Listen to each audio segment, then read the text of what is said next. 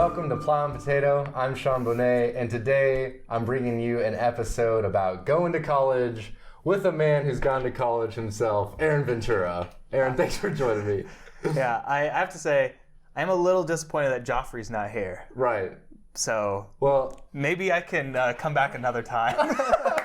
we'll see. We'll see it later, Aaron. Yeah, Aaron has kindly offered to be Aaron the Little Giant. Yes. So now we've got Joffrey the Giant and the Little Giant. Aaron's a pastor here at Christ Church, and he's the host of the Man Reads Monday. Is that the name of the podcast? No, that's one of the shows within the university podcast. The university podcast and the Bible reading challenge podcast. Yeah, and I'm actually not a pastor, so I do pastoral things. I'm commissioned to preach and do the sacraments, but I'm actually in ordination process right now, so I'm not officially a pastor. Though a lot of people just call me that, but I'm not. Okay. Not officially. Yeah. So like, what percentage pastor are you right now? Like I'm 0%. I'm 0%. So it's like either you are or you aren't. Yeah, either you are or you aren't from biblical standpoint. So I am no one's. I can't exercise church discipline, although a single pastor couldn't do that either. That's a session of elders. But the church calls pastors, and a pastor is a shepherd for a particular flock. So I do pastoral kind of duties for specifically college students, but I don't like, and I don't think we should have offices of like a youth pastor or even a college pastor per se. In some ways, I would be more kind of like an evangelist almost for college students. That might be a more biblical way of describing what I do. Yeah, so you're preaching to college students, and is it fair to say that you're mostly counseling and shepherding? Yeah, I would say the majority of my work is teaching and discipleship. Mm-hmm. And I'll probably talk a lot about discipleship as we talk about college and education. So what may look like counseling in some situations, I'm giving counsel, but I'm not psychoanalyzing people, but I'm giving instruction, and I consider that all under the big category of making disciples, the Great Commission, that kind of work. Yeah, and let's talk about your unique position and sort of the main demographic you mostly come into contact with, college students. Yeah. So what are some unique goals and challenges that come with being a discipler and an evangelist of these kinds of kiddos? Yeah. So God really so I grew up a Christian, but God really got a hold of me when I was in college as other men were discipling me, praying for me, helping me understand, okay, what do I believe? And I would say the coolest part and the most exciting part about getting to minister at this age stage is that almost all of the most important trajectory-setting decisions happen in that I just left home or I just graduated high school. That next 5 years is often the most significant time of your life. You're figuring out who you are, what you're doing. You're going to school. You have to pick a major oftentimes if you're at a classic kind of university. And then also you're hopefully finding who you're going to marry. Yeah. And you're setting off on a trajectory towards either righteousness, wisdom, or folly and wickedness. And I think this is one of the places, if you ever have read, there's been all kinds of surveys done on how many kids who are claimed to be even evangelical Christians, they went to youth group, but then they get to college and they lose their faith. And it's I've seen ranges from like 50 to 70%. So if we just say like half of the students who claim to be Christian in high school end up saying they are no longer a Christian by the time they finish school, we'd say there's a huge need there for ministry. And I think that also forces us to ask a lot of maybe uncomfortable questions about what we were doing with them when they were in high school, and what we are trying to do with them once they are in college. So in some ways, I am a second voice that parents would maybe be saying to their kids. I often am just saying the same things that good parents would say to their kids, but they're hearing it from someone who's cool, or skinny jeans. Not exactly, but is not their parent. So it's like, even in some ways, that's also what a pastor is doing. The pastor is speaking authoritatively on behalf of Christ, and you should hear what they say. And even though your parents may have been saying that to you your whole life, when a pastor preaches it, to you or a pastor says it to you, it tends to hit different. Mainly because we're sinful and we're dumb, right? We should have listened to our parents. Yes. And then oftentimes you'll have, bad parents or parents who teach their kids folly. And so we have an opportunity to present the gospel to them for the very first time. So I'd say the goal of it is discipleship, bringing them to Christ. And that's also the exciting part about it. And these people that you're working with tend to be in the institution of college. Yeah. So let's talk about that. What is college itself? Let's get meta with the matter. Yeah. I'm not sure. So in general, college is viewed like in popular culture as the place you go if you want to be successful in life later on. So that's your kind of secular idea of college. It's preparatory for whatever job you're going to get. So it's typically a utilitarian trade-off you're making. I'm paying X amount of dollars for this degree or this training so that I can get this job that pays X amount of dollars and live this kind of lifestyle. So I think that's probably what your average person on the street thinks about college. And then there is also this kind of maybe dichotomy between people who pursue kinds of trades or what you might call blue collar work, and they're considered uneducated. And then you have this kind of distinction in class between the blue collar, so-called uneducated class, and then the people who went to college and are so. And I'm using parentheses. So much. Right? Yeah. So much a lot of this. And education. And basically, wisdom is justified by her children. Yeah. And if you look at the children that have been produced by these universities, the people who teach at them apparently are a bunch of fools because we've been cranking out all kinds of folly in the universities to the point where they don't know what a boy or a girl is. And even like NSA's little advertisement, why was that so... why did that go viral, right? It's because everyone else is totally doing foolish things to the point that if all you say is there are two genders, you're somehow a radical now. Yeah, so that's right. Yeah, so I don't know if that answers what is college, but I think, so I brought a book along with me. This is The Liberal Arts Tradition, a Philosophy of Christian Classical Education. And this is a great book that sets forth kind of like what education is for, what it's meant to be. And so if you're a parent thinking about how should I think about this? Maybe you have kids who are little and they're maybe not college age yet. Or if you're a student thinking about where do I want to go to college, get this book and read it because it has a lot of good stuff in it. And I can tell you some of those good things if you want. It seems like you shared with us the common perception of college as a utilitarian thing that is preparing us for a job. Would you say, in your experience in reading, that most colleges, that's their aim? Like that's how they try to serve its students, is to make them ready for a job? I think a lot of colleges don't even really try to serve their students.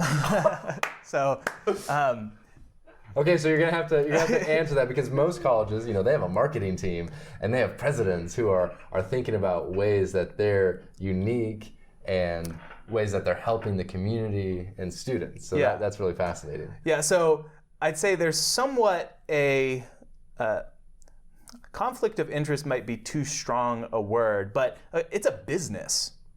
All right, so a business, in order to remain, must stay profitable, and the main source of revenue for a college is going to be the students who are paying tuition. So you have to offer something. You have to sell that education. Yeah. And as we all know, advertisements are often lies. Okay. Right? It's manipulation to get people to do things, to buy things they don't actually need. And I'd say, on the whole, a lot of college, public, private, even some of the Ivy League schools, are like, you're being played to go pay that amount of money for that amount of knowledge or wisdom or experience. And so I went to the University of Washington in Seattle, which was like, by most accounts, a very good school to go to. Yep. Okay, and this is a school though of like 40,000 students, so that's like bigger than our town. That's right. Right. So huge school, and there's going to be a wide diversity of good and bad things about it. But I can tell you, based on the like core classes that I had to take, a lot of it's a total joke. Right. Right.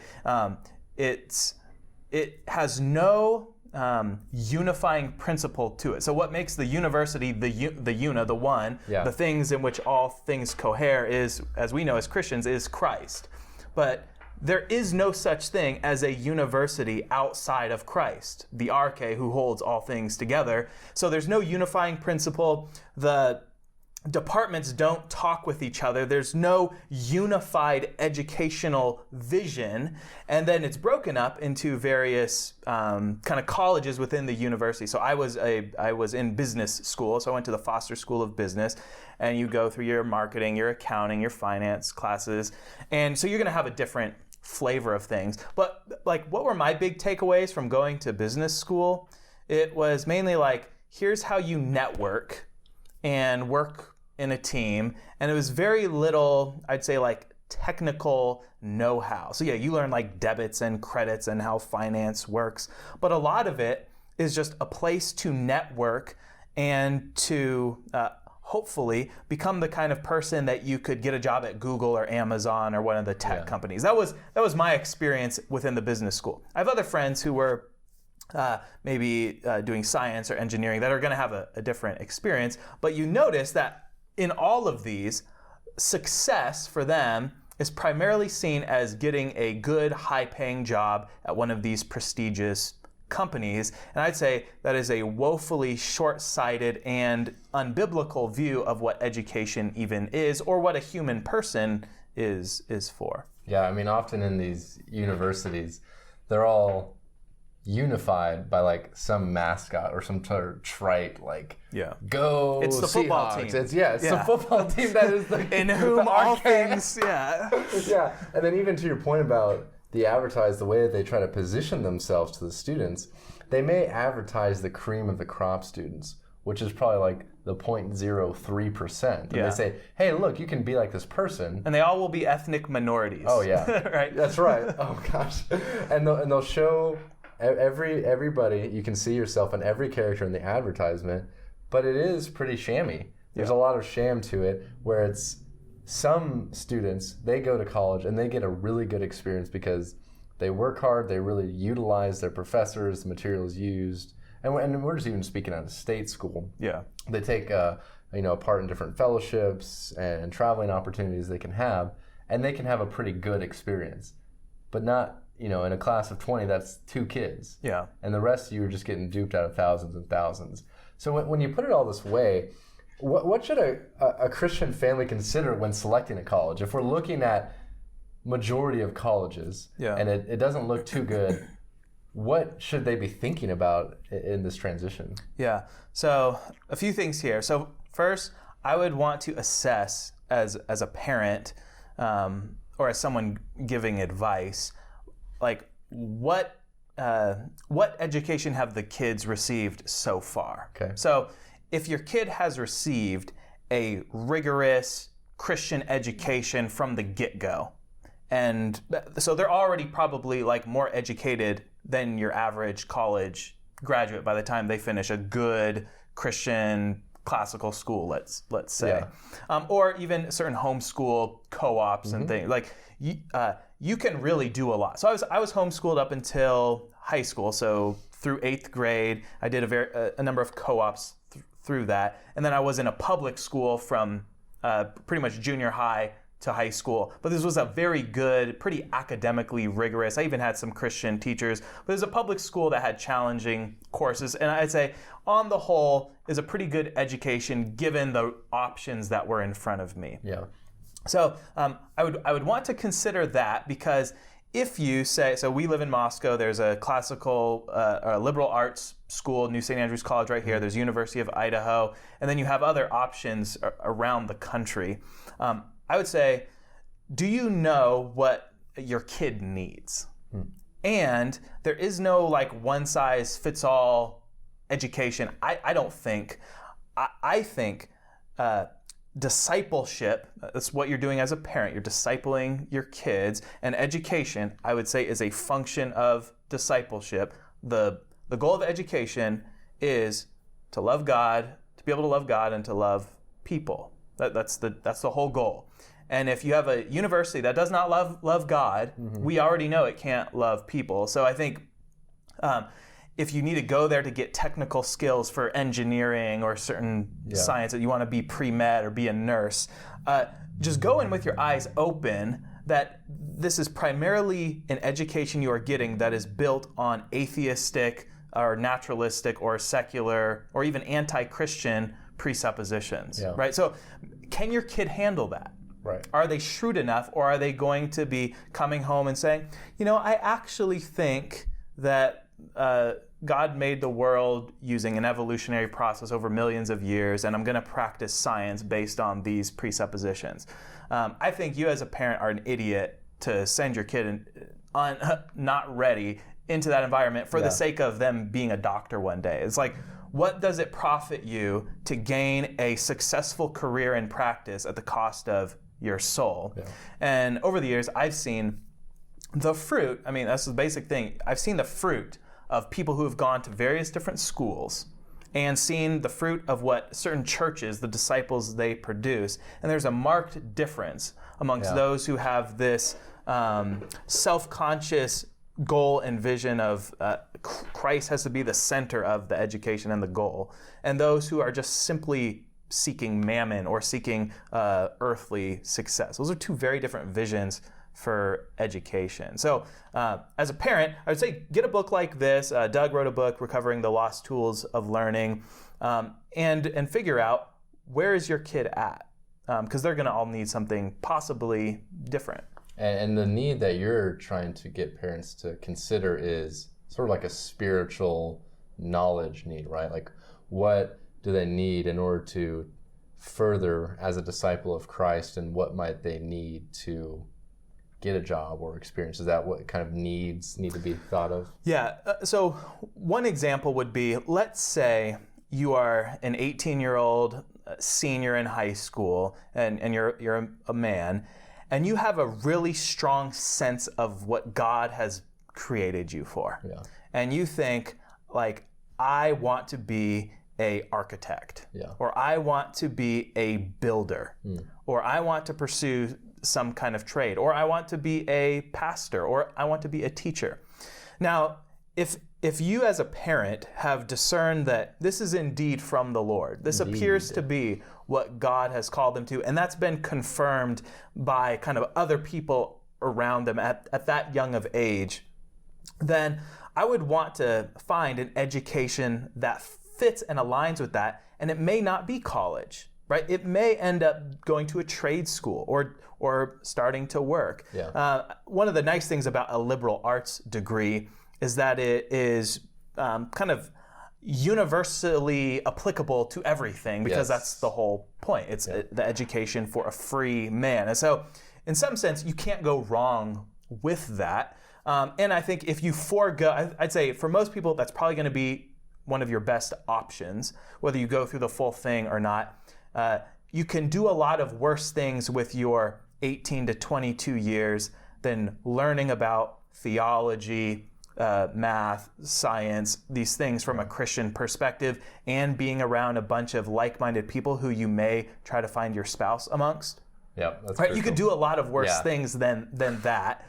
And if you're living in, let's say you're in a community or a church that is small and doesn't have a lot of marriage prospects for your children amongst it, I'd say that is a actually legitimate reason to think about moving, possibly, or putting your kids in a place where they have those prospects. Yes. And I know, like right now, there are tons of unmarried, both men and women, who want to be married to godly, Christian, like-minded people, but we have no way of connecting them all together. Yeah. And so one of the kind of byproducts, but I think a worthy reason to even put yourself in that environment, is to continue to develop those skills, that wisdom, that knowledge of God, while you're doing that alongside those kinds of like-minded people in hopes of God blessing you with a prudent wife or a godly husband. Yeah.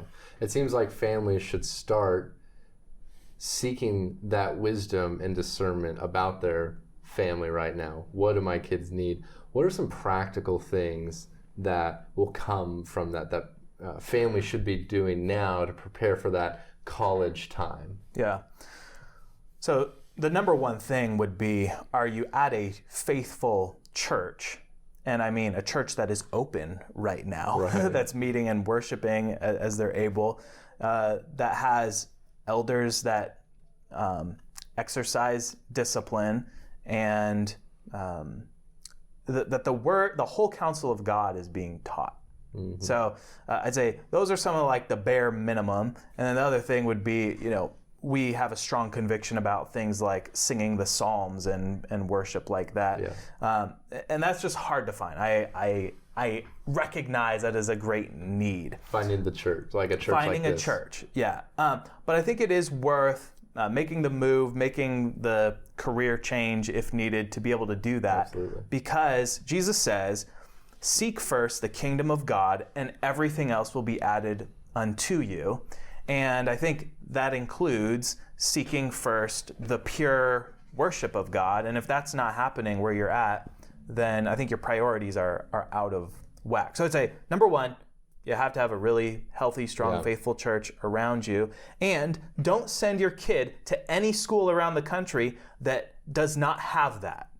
Yeah. So like it's off the table if best school in the world, full ride scholarship, but there's no church, right?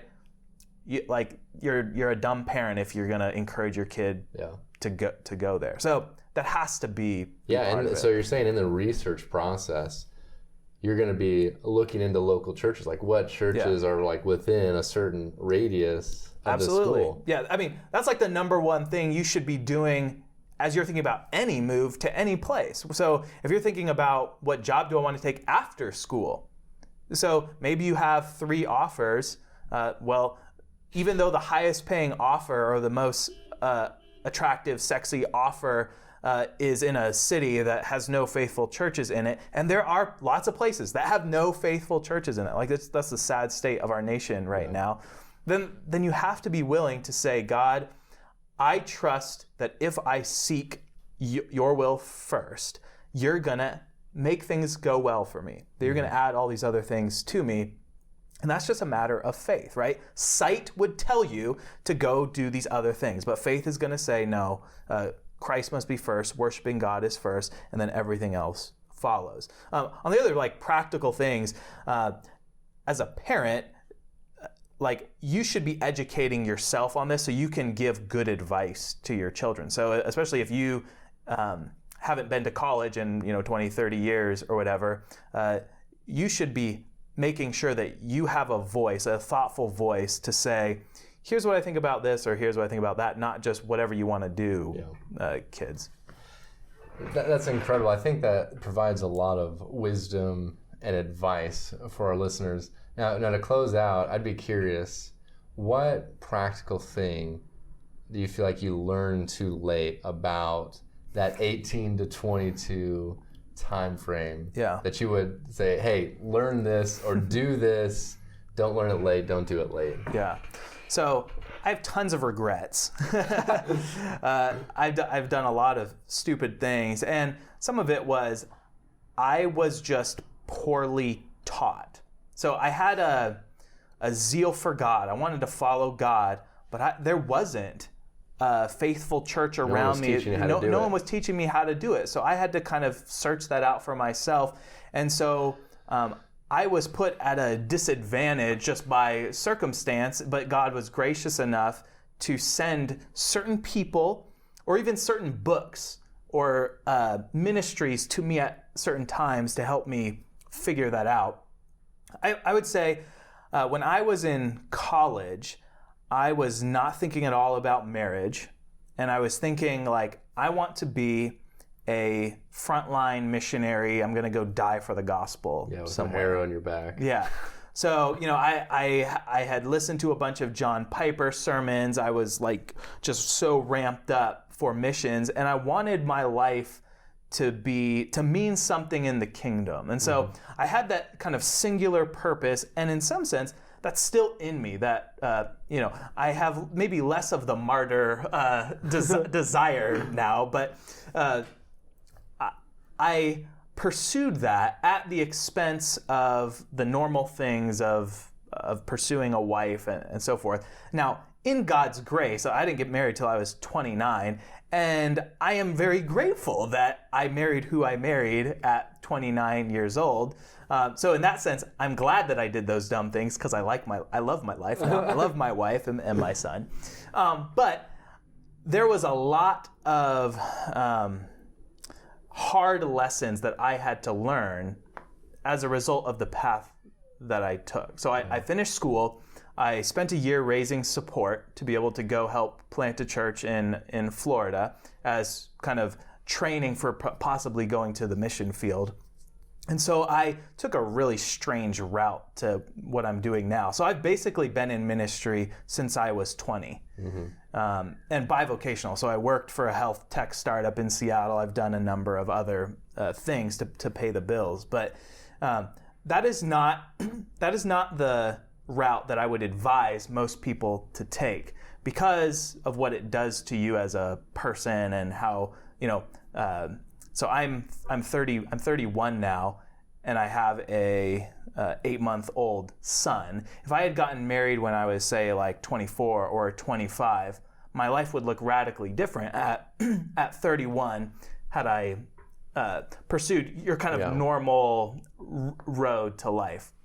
So yeah, I have a unique story in that regard. So I don't know if that answers the question, but well, it sounds like you're saying don't follow the advice from the 60s to go sort of travel the world, get all these experiences, and then come settle down. It sounds like seek the normal kingdom-like things early on.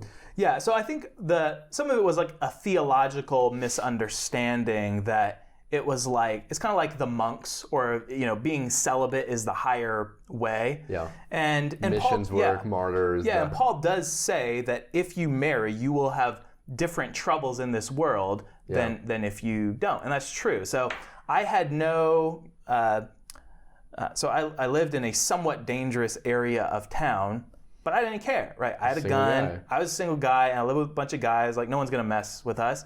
Now, if I had a wife, I probably wouldn't live in the same place. Yeah. And I wasn't able to do some of the same things. So I was able to take greater risks with my life because I was unmarried and had no children to be concerned about. And if you sense that call, like, you need other people, you should check with your pastor to make sure that this is indeed from the Lord. But I knew eventually, hey, I want to be married. I don't have this desire to be single for the rest of my life. And when I was in Florida, there was just not a lot of options for that in the place that I was at. And so it wasn't until I moved to Moscow where there was other like-minded people that there were even options, right? Yeah. In a lot of the places that I was at, there weren't even marriageable options. Yeah. Just because of my theological convictions and the compromise that was shot through. It's like every girl that I met was a feminist. Oh, yeah. And so, what are you going to do? Either you have to, change her. That's work. Or you need to find somewhere else where they aren't all like that, right? Yeah. And I'd say, what is a bigger decision that you're going to make in life after following Christ than who you're going to marry? That could totally wreck your life, or that could totally bless your wife. To have, as it says in Proverbs, a prudent wife is from the Lord. That's a great blessing. As we know, we can't do successfully the work that we're doing without that helper. Yeah. And it was doing ministry as a single man has immense challenges to it, and that was not a pleasant time in my life. Right. But God used a lot of those lessons to get me to where I'm at now. But I appreciate much more now having a wife, being in that kind of environment than before. So that would be my recommended path to take over the path that I took. Yeah. Avi, thank you so much for sharing your wisdom and advice. And thank your wife for these you see cake that? bites. It pays to be a guest on Flat and Potato. Yeah. So, college age kiddos are looking to make that transition soon. So the first thing you need to do is be a part of a good church, be in the Word and around like-minded Christians who will help disciple your children. That starts first. And then take all of Avi's advice, which is built on all of that. So, what's your name? Say it all this week.